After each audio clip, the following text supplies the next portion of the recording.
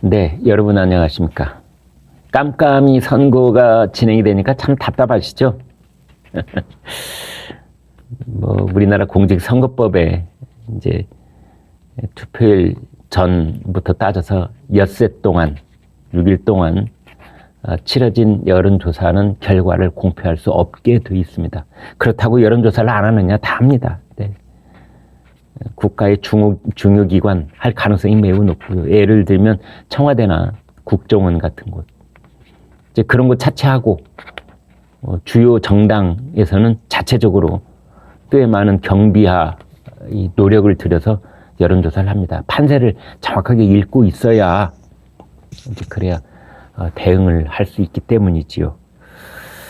그런데 이제 그런 여론조사는 결과가 공표되지 않더라도 그 중요 당직자들의 발언을 보면은 공표되지 않은 여론조사의 향방을 짐작을 할 수가 있습니다.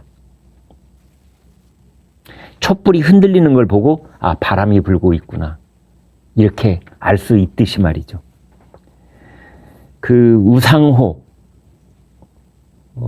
이재명 캠프에서 사실 넘버원인 셈입니다. 우상호 더불어민주당 총괄선대본부장 이제 이렇게 말했습니다. 1.5포인트 차이로 이재명 후보가 이길 것 같다.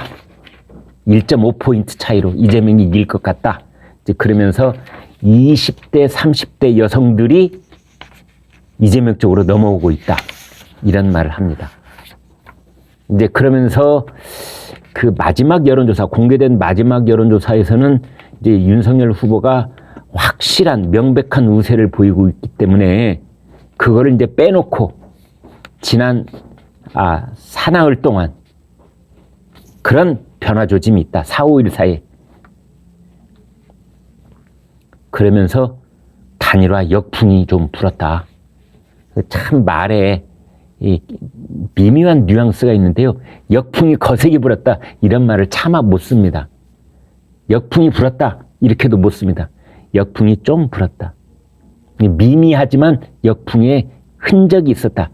기미가 있었다. 이런 식으로 얘기를 합니다. 그러면서 하는 말이 사실 단일화가 발표됐을 때 가슴이 철렁하면서 야, 이거 큰일 났다 싶었다.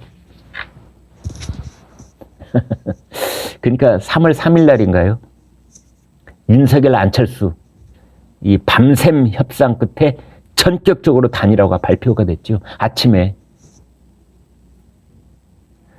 이제 조선닷컴이 특종을 해서 새벽 1시 30분쯤 제 일보가 나가긴 했습니다만 이 소식을 듣고 민주당에서 선거 캠프 우상호 총괄본부장 가슴이 철렁했다는 겁니다. 그러니까 이제 되짚어 보면은 이런 실토가 나오고 있는 셈인데 야권의 단일화, 그러니까 윤석열 안철수의 단일화 전격 발표에 그날 아침 민주당 이재명 후보 캠프는 멘붕 상태에 빠졌던 것 같습니다.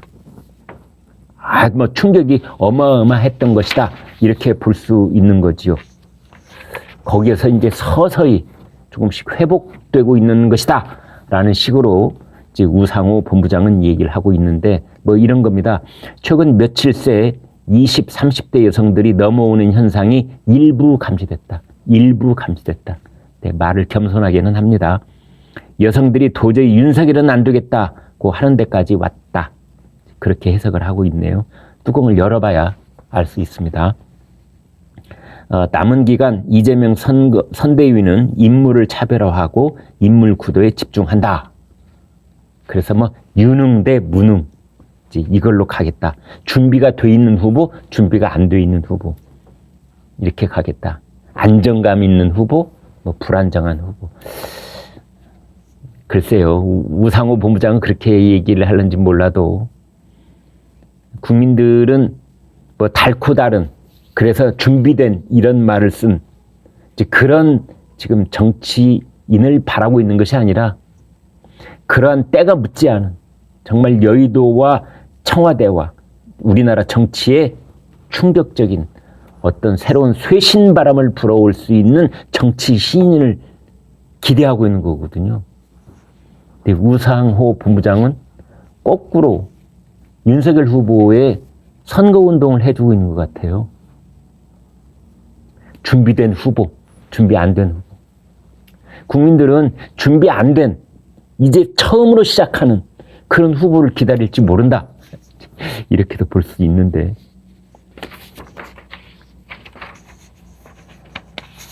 이번에 사전투표에 호남 사전투표율이 전국 평균을 상회하는 것, 뭐 절반이죠.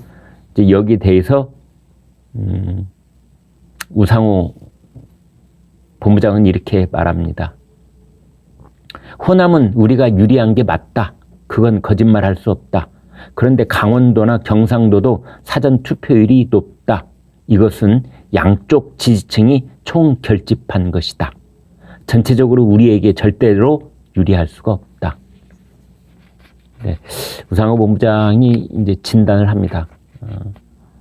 아무튼 결론적으로는 지역 구도가 다시 되살아나고 있는데 호남은 호남대로, 영남은 영남대로 양쪽이 결집하고 있는 것이다. 이제 그런 얘기를 합니다. 사실 유불리를 측정할 수 없는 상황에서 유리하다고 주장하는 것은 오만해 보일 수 있다. 뭐 이런 얘기까지 했습니다. 네, 그래서 저한테 머리에 탁 박히는 것은 야권 단일화 때 민주당이 가슴이 철렁했다. 그거 아닙니까? 내일 이제 선거 결과는, 마지막 투표 결과는 그 가슴이 철렁한 것에서 얼마나 회복이 돼 있을까? 아니면 철렁한 정도가 아니라 거의 쓰러져 버렸는지.